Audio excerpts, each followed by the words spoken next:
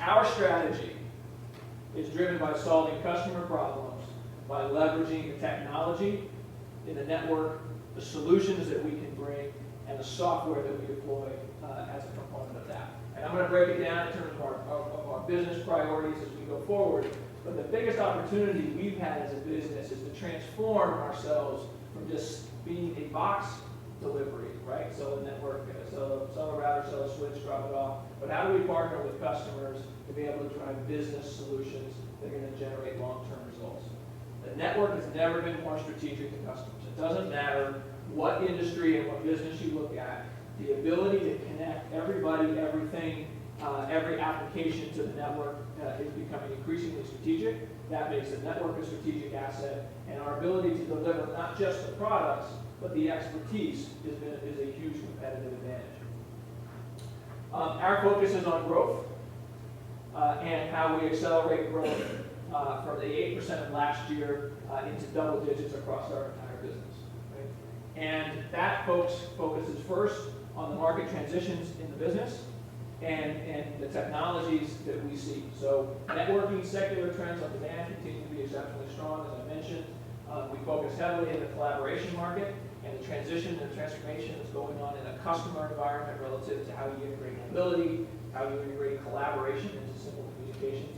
Video communications continues to be a tremendous driver of growth across the entire, not only the collaboration business, but then a driver of underlying network demand. And last quarter, market shares were reported were 52% of the global share in video communications. Right, so market leader in that place. Funding of innovation capabilities and talent. We invest $5.5 billion every year in internal R&D. Right? That's our engineering spend across the businesses that we do. And we use, I'll talk more about how we use partnerships and acquisitions to blend into that. But with a $44 billion balance sheet, we continue to be aggressive around acquisitions, bringing in and adding the technologies that are going to enable our customers to succeed in driving innovation overall. Our focus on the culture, how we drive success for our customers, and how we never lose in business. And that's why in the U.S. you're seeing us grow at the rate that we are. You're seeing that share come back into the business.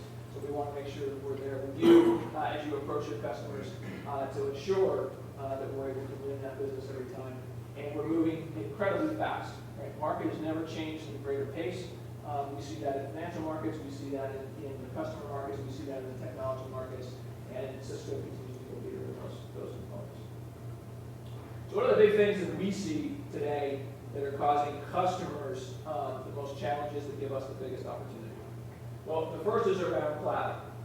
And when we think about cloud, we think about not just cloud in the sense of an Amazon EC2 or a Facebook consumer application, but we think about the re-architecture of data centers. There are public clouds and there are private clouds. And we're seeing a relatively slow migration to the utilization of public cloud by our enterprise customers, but a huge acceleration on the re-architecture of their data center infrastructure to embed virtualization and to be able to transform the economics of their internal data centers. So our partnership with VMware, we have partnerships with DMC. We are the leader today in delivering integrated data center solutions. And the UCS product line, which is our server product line, which I'm sure you guys are well aware of, is now at over $1 billion revenue, roughly $1.2, $1.3 billion. Fastest product line we've ever taken from 0 to $1 billion in the history of Cisco. On the mobility side, right, mobility trends are on two different lines. The first is obviously the adoption of wireless in the enterprise, wireless in the macro area network, and Wi-Fi, right, where we sit at about 54 points of market share today on a global basis, is now being adopted not just universally across the enterprise, but is being increasingly looked at as an alternative technology to the traditional macro wireless and the service provider marketplace.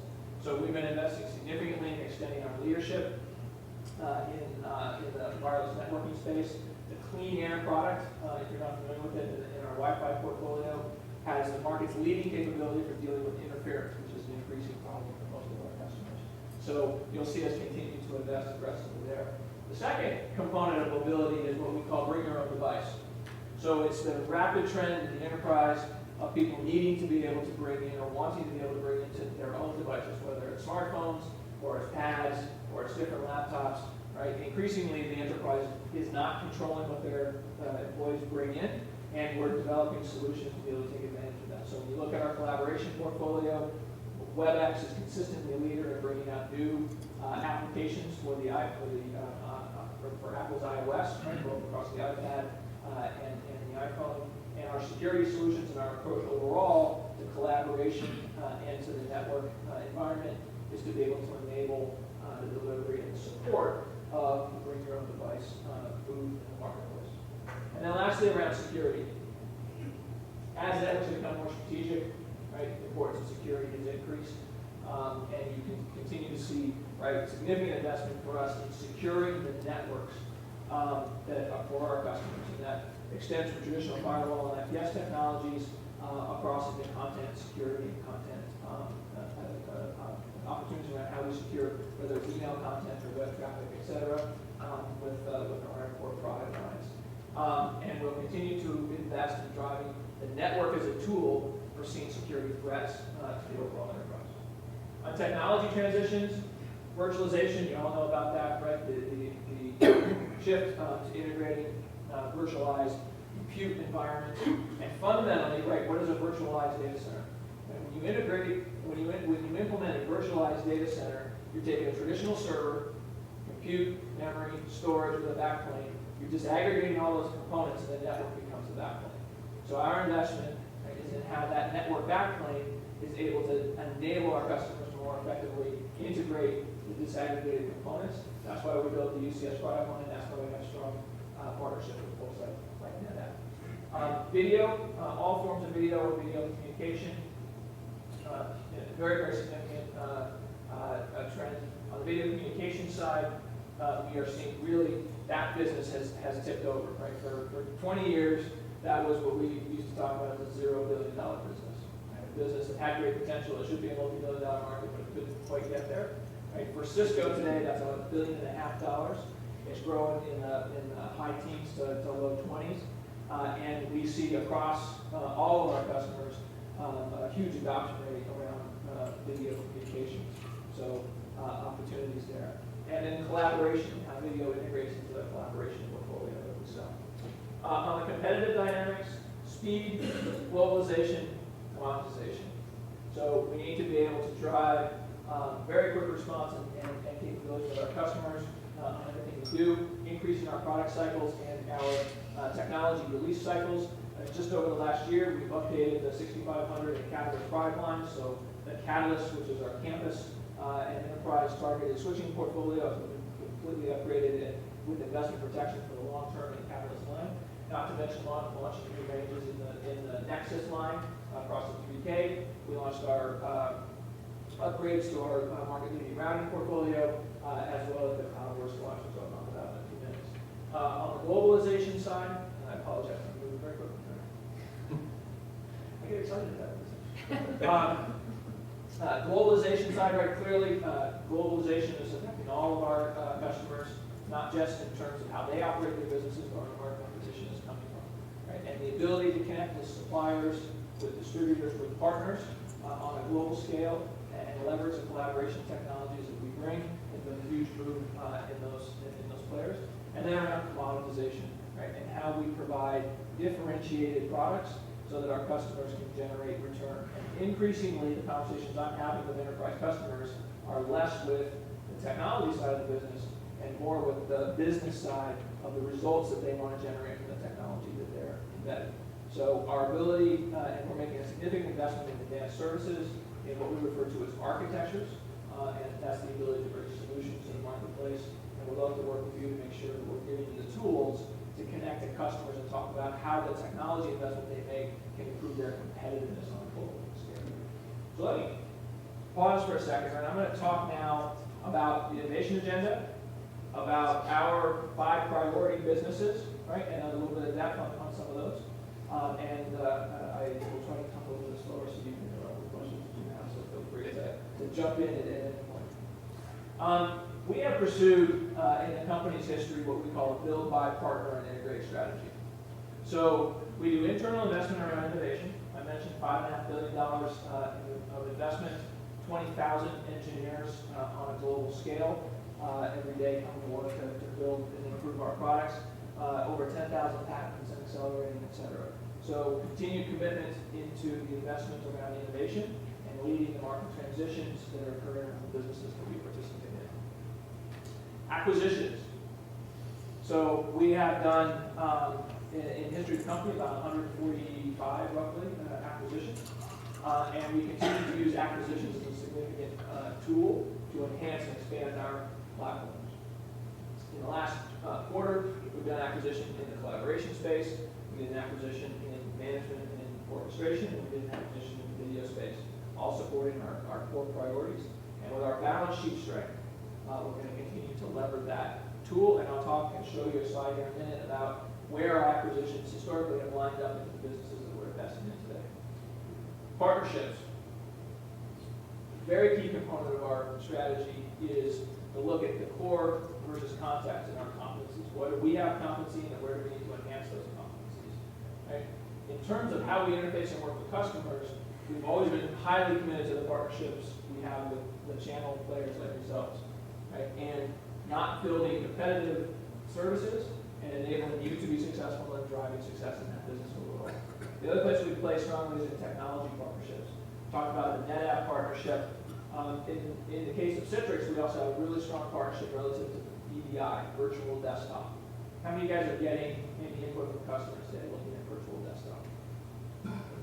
So we've developed an architecture. The biggest weakness in the current virtual desktop implementations is around multimedia. So that does a good job of emulating the Microsoft desktop, but it can't, anytime you integrate multimedia, video, et cetera, streaming into that, right, the entire service breaks down. With our architecture and partnership with Citrix, we can deploy fully multimedia capable virtual desktops. JP Morgan Chase, who I met with last week in New York, largest global deployer today, over 250,000 desktops on VDI, and they're implementing this architecture, so we've got this at huge scale. So big opportunities we see around VDI and driving ROI and performance in our business, and strong partnership there with the market leader there as well as with VMware. And then lastly, how we integrate the innovations that we build into solutions and architectures for the customer. So 5 priorities that we have for our business this year. First is continue to drive our leadership in networking. Right? And that's an innovation agenda as well as a go-to-market agenda. And I'm sure you've seen, right, a lot of increase in our focus on competition and ensuring that we're winning every fight, every battle, whether it's against HP, it's against Juniper, it's against Avaya, right? Every one of those companies is struggling at the moment. Second, collaboration. We've got market leadership today in synchronous communication. So you look at voice communications, video communications, and increasingly, right, we're making a big investment around asynchronous communication. And the ability to do the WebEx platform and a platform we launched called Quad, which is a sort of early stage deployment today with large enterprise customers, which is a social platform from which to manage your enterprise so that you can have internal social capabilities, develop workgroups, et cetera. So big investments going on there.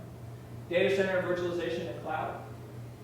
So how do we lead our customers in the re-architecture of their data centers? And we spend a great deal of time with driving the integrated solutions through partnerships, and continued strong investment in the Nexus switching line, which is targeted at the data center environment, so the 7K, 5K, and 3K, as well as integrated architectures with both DMC and VMware to be able to deliver an integrated solution with our customers today. For this video, I'll talk a lot about that, so we won't spend time there. But then 5th is architectures for business transformation, and increasingly focusing on how we deliver solutions, full view of TCO and business results with our customers when we get into the network sale. So biggest trend line we're seeing in terms of what our customers are asking for us is help us architect business results with our technology investment. And that requires first integrated architectures, VDI, Cloudverse, those are good examples of where we pre-integrated the architecture so that you can go to market with those. And then focusing on a sale process that looks at the business challenges that they're having and how the technology